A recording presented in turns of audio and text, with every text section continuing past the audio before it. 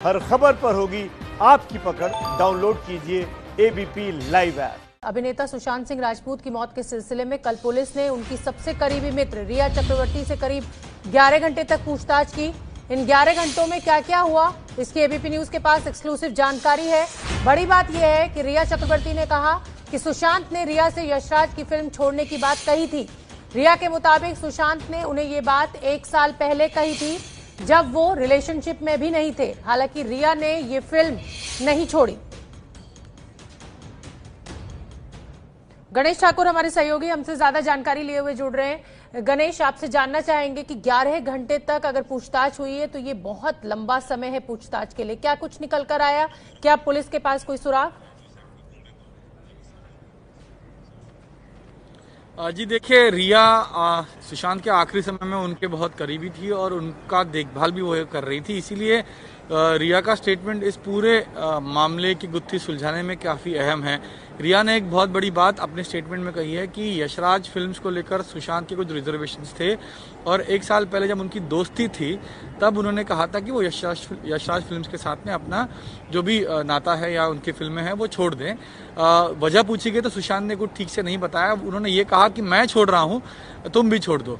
बाद में ये बात वहीं की वहीं रहेगी और सुशांत के इस मौत के मामले में रिया ने ये बात रखी। जब पुलिस ने यशराज को लेकर सुशांत के संबंधों को लेकर दोनों के संबंधों को लेकर रिया से पूछताछ किया, उनसे कुछ जानने की कोशिश की। रिया ने ये बताया कि वो खुद घर छोड़ने के नहीं गई थी। सुशांत ने उन्हें आखिरी समय में कहा था कि वो कुछ दिनों के लिए अकेले रहना चाहते हैं, इसलिए तुम वहां से चली जाओ।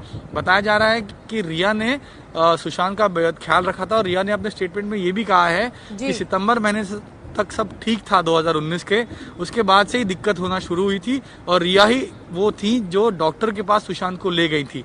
सुशांत ठीक से दवाई नहीं खा रहे थे, ये भी रिया ने अपने स्टेटमेंट में कहा है। और वो कैसे मिले?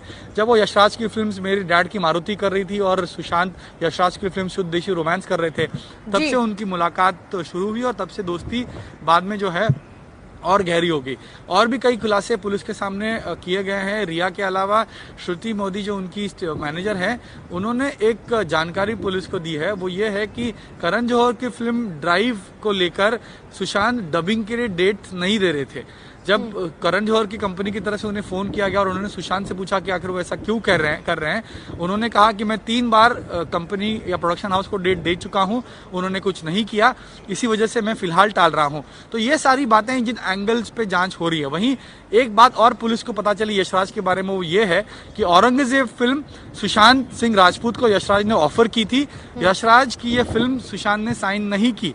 बाद में शुद्ध देसी रोमांस यशराज की फिल्म उन्होंने साइन की।